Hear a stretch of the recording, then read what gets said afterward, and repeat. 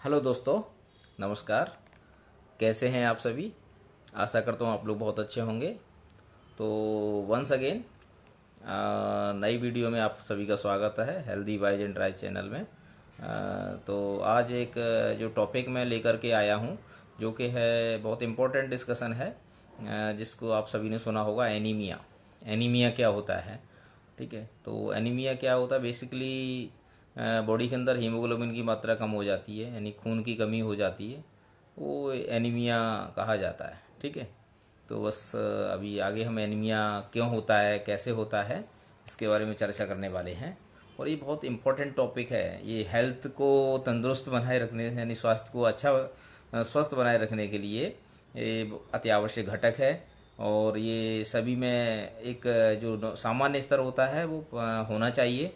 तो बस एनीमिया क्या होता है, कैसे होता है, बस ये बताने वाला हूँ मैं। तो ये स्वास्थ्य के प्रति सचेत जो व्यक्ति रहते हैं वो लोग इसको कंप्लीट कर लेते हैं, मेडिसिन की ज़रूरत नहीं पड़ती है। तो एनीमिया एक्चुअल क्या होता है? एक कंडीशन है इसमें। तो इसमें क्या होता है, लाल रक्त कणिकाएँ जो होती हैं, जिसको आरबीसी के नाम से जाना जाता है, ठीक है, इनकी जो मात्रा है बहुत कम हो जाती है। तो क्या होता है, एनीमिया हो जाता है। ठीक है, और एनीमिया, ये लाल रक्त कणिकाएँ क्या करती हैं, जो ब्लड के अंदर ऑक्सीजन होता है तो उसका पूरे बॉडी में, ऑर्गन्स में, हर ऑर्गन्स तक उसका पहुंचाने का, ट्रांसफॉर्मेशन का कार्य करती हैं। ठीक है, तो जो हेल्दी व्यक्ति होता है उसमें प्रॉपर ब्लड रहेगा तो उसको बाकी कोई एक्टिविटीज़ में दिक्कत नहीं आएगी। तो इसीलिए बस एनीमिया, इसके सिम्टम क्या हैं, कैसे हमें पता चलेगा कि एनीमिया हो गया, या तो हम रक्त की जांच कराएं। और छत्तीसगढ़ में तो आजकल बहुत सारे सिकल सेल एनेमिक पेशेंट होते हैं, वो एक है ना, तो वो एक अलग चैप्टर है। बट ये नॉर्मल ब्लड कम हो जाना वो एनीमिया कहलाता है। तो क्या है, हीमोग्लोबिन की कम है या ब्लड लॉस हुआ है, बहुत सारे रीजन हो सकते हैं इसका, है ना। इससे होता क्या है, इससे थकान महसूस होती है ना, श्वास बहुत जल्दी जल्दी लेनी पड़ती है और श्वास लेने में तकलीफ होती है ऐसे व्यक्ति को, और चक्कर आते हैं, हार्ट बीट तेज़ चलती है। तो ये सारे सिम्टम होते हैं। तो एनीमिया से हमको, है ना, बचना चाहिए और बचाया जा सकता है, और इसका ईजिली ट्रीटमेंट भी होता है। तो सबसे पहले हमको ये जानना है हमारा ब्लड में जो हीमोग्लोबिन है उसका सामान्य स्तर कितना होता है। तो जो वेरी करता है, ये मेल जेंडर में, मेल और फीमेल में, दोनों में अलग अलग इसका लेवल बताया गया है। ठीक है, एक जो नॉर्मल रेंज है 12.1 से 17.1 के आसपास होता है ग्राम पर डेसीलीटर, जो मेल में होता है, पुरुषों में पाया जाता है। और फीमेल्स में कम होता है, 12.1 से लेकर के 15.1 या 14.8 के आसपास रहता है ग्राम पर डेसीलीटर, है ना। ये हर व्यक्ति में अलग अलग रहता है। हाँ, है ना, वेट के ऊपर भी डिपेंड करता है, उसकी हेल्थ, स्वास्थ्य का स्तर कैसा है ना, और उसका खान पान कैसा है। ये सब खान पान से इसको, है ना, सही किया जा सकता है। तो इसका एक्चुअल मेन रोल है क्या, है ना। ब्लड कम होगा तो क्या होगा, जो सिम्टम मैंने बताए वो तो रहेंगे, हो ही सकते हैं। साथ ही ग्रोथ अच्छी नहीं रहेगी, है ना, आलस्य रहेगा, है ना, बॉडी का डेवलपमेंट अच्छा नहीं होगा।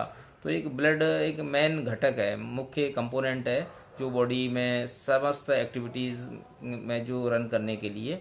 तो इसमें जो हीमोग्लोबिन होता है, एक तरह से ये प्रोटीन होता है, और ये क्या करता है, फेफड़ों से ऑक्सीजन, हीमोग्लोबिन का एक्चुअल में कार्य क्या है, जो आरबीसीज रहते हैं, है ना, ब्लड के अंदर। तो हीमोग्लोबिन एक तरह से प्रोटीन होता है, और ये क्या करता है, फेफड़ों में जो ऑक्सीजन होती है, फेफड़ों से प्योर ऑक्सीजन, हमारे फेफड़े क्या करते हैं, जो हम वायुमंडल से, और यानी सांस के रूप में जो हवा लेते हैं, वो प्योर ऑक्सीजन नहीं होती है।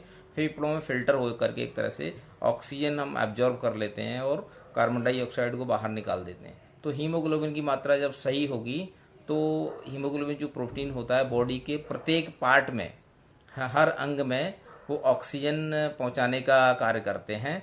तो उससे क्या होता है, हमारा शरीर स्वस्थ रहता है, सारे ऑर्गन एक्टिव रहते हैं, हेल्दी रहते हैं, और हमारा दिमाग सही रहेगा। देखिए, दिमाग के अंदर ऑक्सीजन बहुत अच्छे से जाएगा, सप्लाई अच्छे से होगा, तो हमारा अच्छे से दिमाग काम करेगा, एक्टिविटीज़ अच्छे से करेंगे, हम खुश रहेंगे, कोई भी कार्य करने में अच्छा मन लगेगा।